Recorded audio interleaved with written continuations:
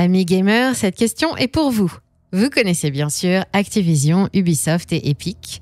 Vous connaissez aussi Nintendo, Riot Games, Electronic Arts ou Sega, Capcom, Rockstar ou encore Bandai, Gameloft, Apple ou Sony. Normalement, tous ces noms vous sont familiers et dans le lot, il y a sûrement l'éditeur de votre jeu préféré. Et connaissez-vous Tencent ?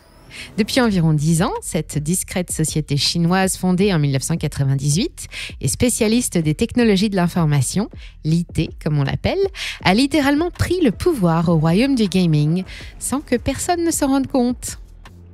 Et depuis qu'elle s'est mise à acheter des studios et des best-sellers à tour de bras, elle est devenue le plus gros éditeur au monde de jeux vidéo en termes de revenus.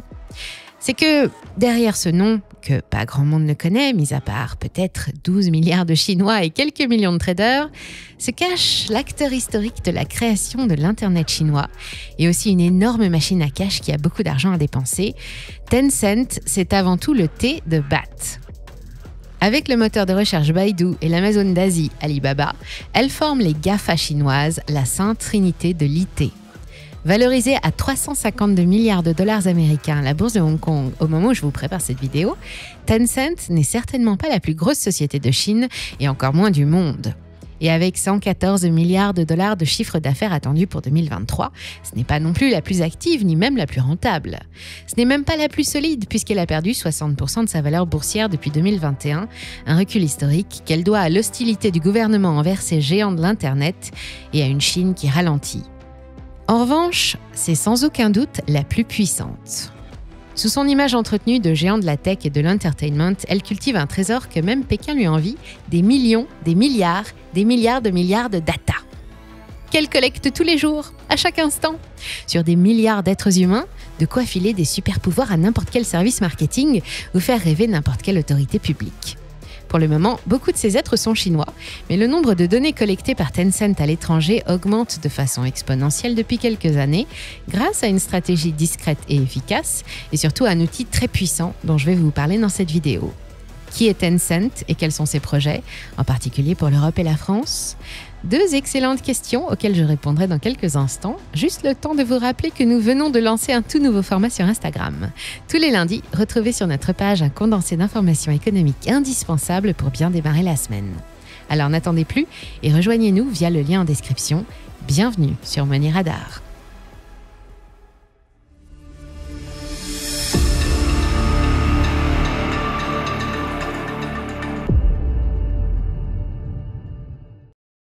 Tout commence en 1998 à Shenzhen, en République populaire de Chine, et en pleine euphorie des dot-com.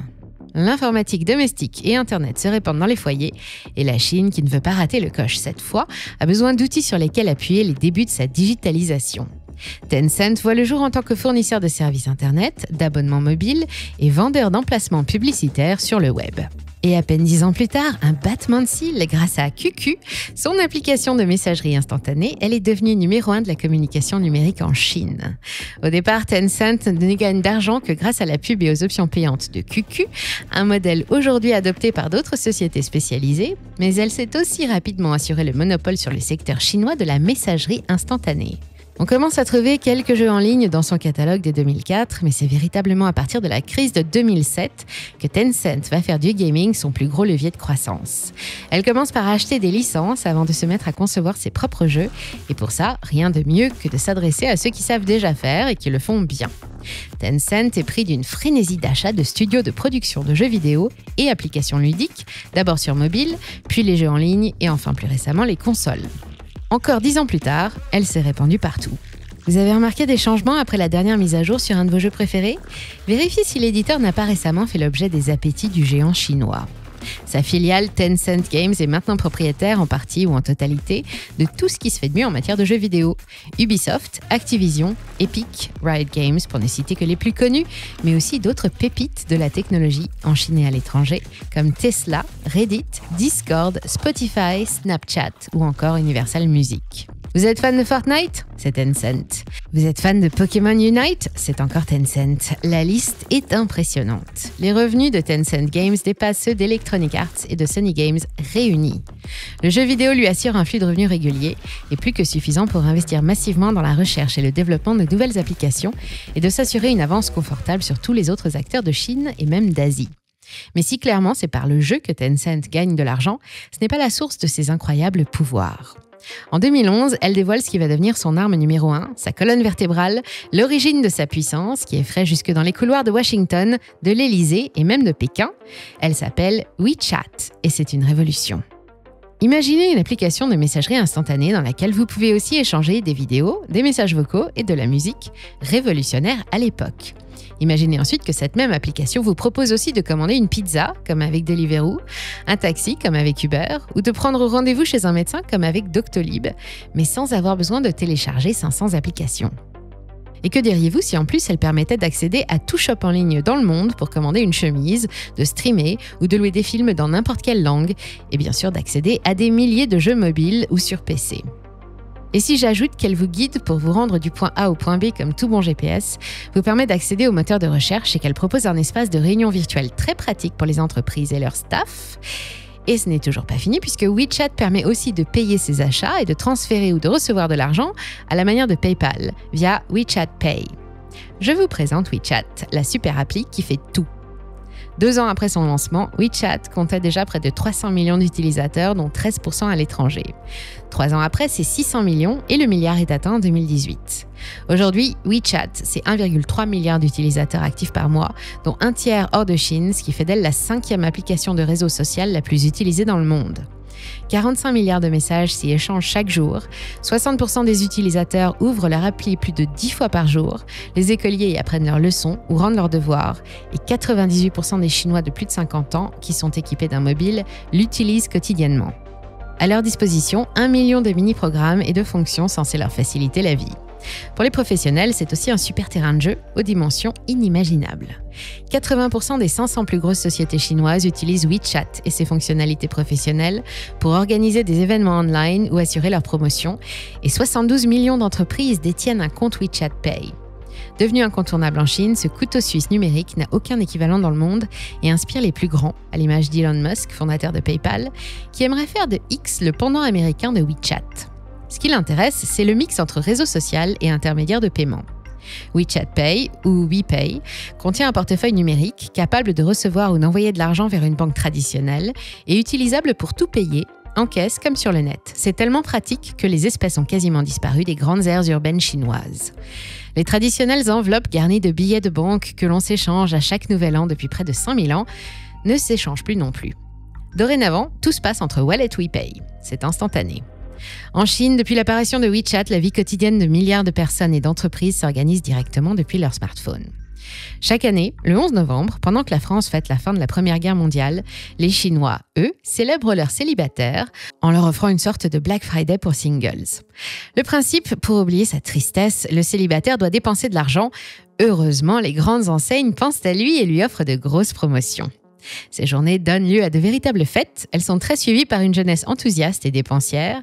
Des médias commentent en direct les événements et des émissions de télé affichent les compteurs des dépenses.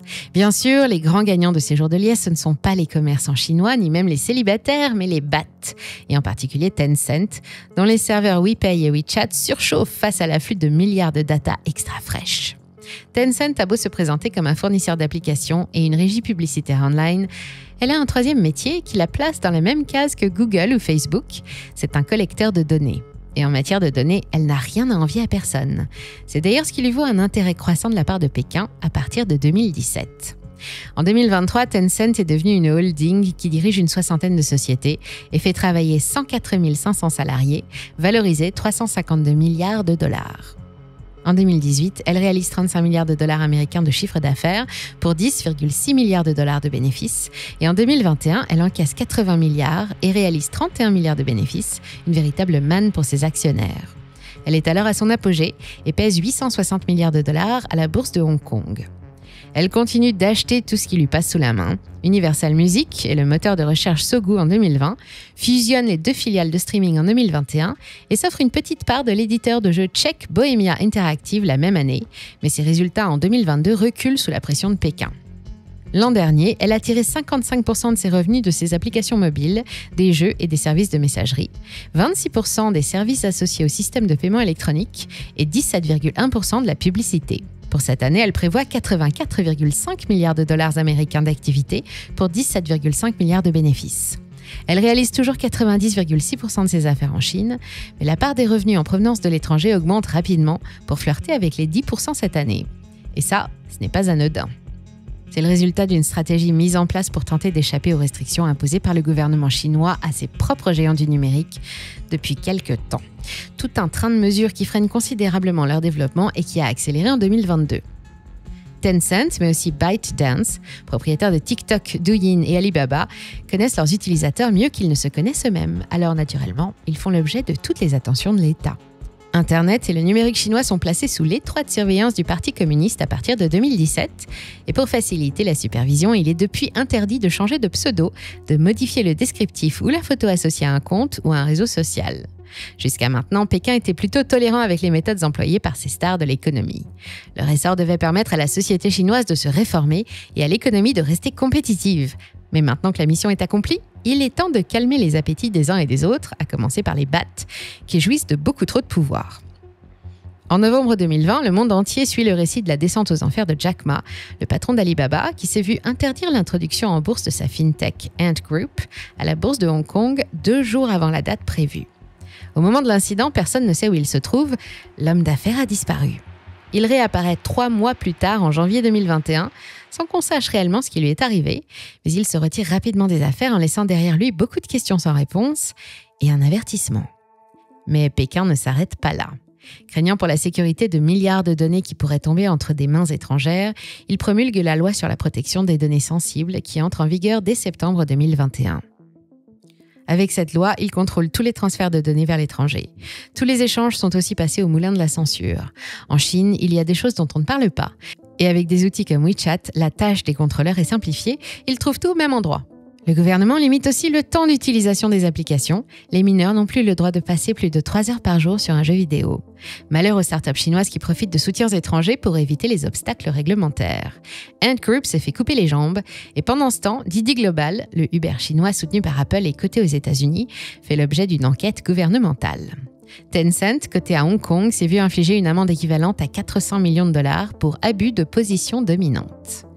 La frontière entre la puissance de propriétaires de data comme Tencent et celle de l'autorité chinoise est devenue de plus en plus floue. Devant ces démonstrations de force, il a fallu opter pour une stratégie un peu plus discrète. Les jeux vidéo, c'est la crème du soft power à l'étranger, sans compter le besoin de maintenir le lien avec la diaspora chinoise. Tencent s'en tient à ses projets. Elle développe ses installations en Europe pour y développer ses services de cloud et elle a même ouvert des bureaux chez nous, près de la Défense. Le groupe compte aussi poursuivre ses acquisitions, mais fini les petites parts dans de petits studios. Il veut maintenant obtenir les pleins pouvoirs et augmenter de 50% la part de ses revenus en provenance du reste du monde. Mais malgré les progrès enregistrés sur les ventes à l'étranger, ces derniers résultats sont toujours loin d'être à la hauteur de son potentiel. Limité par la réglementation et après une année 2021 de tous les records, ses marges se sont effondrées l'année dernière et pour la première fois, le chiffre d'affaires et le bénéfice ont reculé. L'activité a baissé de 1% et les bénéfices de 16%. Les prévisions pour 2023 anticipaient 84,5 milliards de dollars américains de ventes, soit une hausse de 6%, avec un résultat de 17 milliards et demi, en baisse de 37%. Mais les résultats du premier semestre annoncés avant l'été sont décevants, 15% en moyenne en dessous des attentes. En bourse, l'action n'en finit plus de perdre de la valeur depuis que la cueillette de données sauvages a été réglementée en 2021, et chaque nouvel épisode de la guerre commerciale sino-américaine l'a fait descendre un peu plus bas. En 30 mois, dans un contexte global morose de fin du zéro Covid et de ralentissement du moteur chinois, elle a fondu de 62%, de quoi faire un trou dans le portefeuille de ses actionnaires principaux, qui ne sont pas tous chinois, loin de là. L'actionnaire majoritaire de Tencent depuis 2001, c'est le groupe média sud-africain Prosus, anciennement connu sous le nom de Naspers. Au départ propriétaire de 40% de la holding, il n'en détient plus aujourd'hui que 25,63%. Les Américains Vanguard et Capital Research se partagent 3% des titres, le Britannique Schroder Investments, la Norvégienne Norges Bank, le Néerlandais APG ou le Hongkongais Phil Investments sont juste derrière et détiennent tous quelques millions de titres. Les plus gros actionnaires chinois sont Pony Ma, le fondateur de Tencent, Martin Lau, son actuel président, le plus gros gérant d'actifs du pays, eFund Management et depuis quelques jours maintenant, l'État chinois, ou presque. Et oui, info toute neuve. Le 18 octobre 2023, la holding 12 Xicheng s'est offert une participation spéciale de 1% au capital de Shenzhen Yayue Technology, une filiale de Tencent, elle aussi dirigée par Pony Ma. 12 est elle-même entièrement détenue par un fonds d'investissement public chinois, géré par l'autorité chinoise de régulation du cyberespace et le ministère des Finances. Quelques mois plus tôt, la même opération a été réalisée sur une filiale de ByteDance et sur Alibaba. C'est la dernière lubie du gouvernement. Quel meilleur endroit pour contrôler les activités des grosses sociétés que depuis l'intérieur et pour s'approvisionner en données de qualité premium que directement à la source. Une stratégie chère à Nestlé.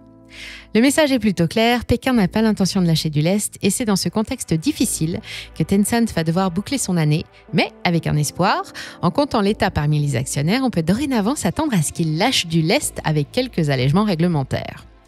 Normalement, après une chute de plus de 60% en bourse, une valeur attire toujours l'attention des investisseurs qui peuvent y voir une occasion d'acheter des titres à des prix cassés. Avec une actualité récente aussi troublée, Tencent peut-elle être un bon investissement? Ce qui va suivre n'est pas un conseil en investissement, mais rien n'interdit de se poser la question. Et pour trouver la réponse, direction Wall Street. Et là, les opinions divergent. Tencent est une énorme machine très bien huilée qui présente des fondamentaux solides et des perspectives de croissance à long terme. Les résultats du troisième trimestre sont d'ailleurs supérieurs aux attentes. La marge d'exploitation est remontée au-delà de 30%, un niveau qui reste très élevé, même s'il est encore loin des 50% exceptionnels de 2021. Si l'activité baisse de 11%, comparée à la même époque en 2022, elle progresse de 3,6% par rapport au trimestre précédent et Tencent enregistre presque 6,7 milliards de dollars américains de bénéfices d'exploitation cet été, soit seulement 6% de moins qu'à l'été 2022. Globalement, 2023 devrait finir sur 11% de hausse de chiffre d'affaires, mais un résultat net en baisse de 32%. Néanmoins, une partie des analystes considère que sa valorisation boursière est surévaluée à 4,6 fois le chiffre d'affaires, d'autant plus que Tencent ne distribue quasiment pas de dividendes, ce qui n'en fait pas une bonne affaire. D'autres, à vrai dire les 3/4 restants, estiment que c'est le prix pour des fondamentaux aussi solides et un modèle aussi profitable et soutiennent le titre à l'achat. C'est le cas chez Morgan Stanley, la banque Nomura, la banque UBS et Jefferies & Co. À court terme, la fin d'année risque de secouer, mais avec l'espoir de l'apaisement des relations avec Pékin, le titre rebondit déjà. Standard & Poor's recommande aussi l'achat, avec un objectif de cours de 478 yuan, soit environ 66 $ américains, quasiment sa cote il y a un an, et un plus haut à 659 yuan, soit un retour à la performance du début d'année 2021. Malgré ses défauts et en particulier le risque lié à la Chine, Tencent trouvera sa place dans tout portefeuille diversifié et le titre fait d'ailleurs partie de la quasi-totalité des indices asiatiques comme le MSCI China ou le MSCI Asia accessibles via des trackers. Tiens d'ailleurs, à l'instant précis où je vous parle, Tencent ne vaut déjà plus 352 milliards de dollars comme au début de cette vidéo, mais 388. Un petit plus 10%, c'est un joli score, mais j'avoue qu'on a pris notre temps pour vous préparer un portrait à la hauteur du monstre. Alors surtout, si vous l'avez aimé, n'oubliez pas de cliquer sur j'aime. J'espère que vous avez passé un bon moment en ma compagnie et j'ai hâte de lire vos commentaires. Merci à toutes et à tous pour votre fidélité. Prenez bien soin de vous et on se revoit très bientôt sur Money Radar.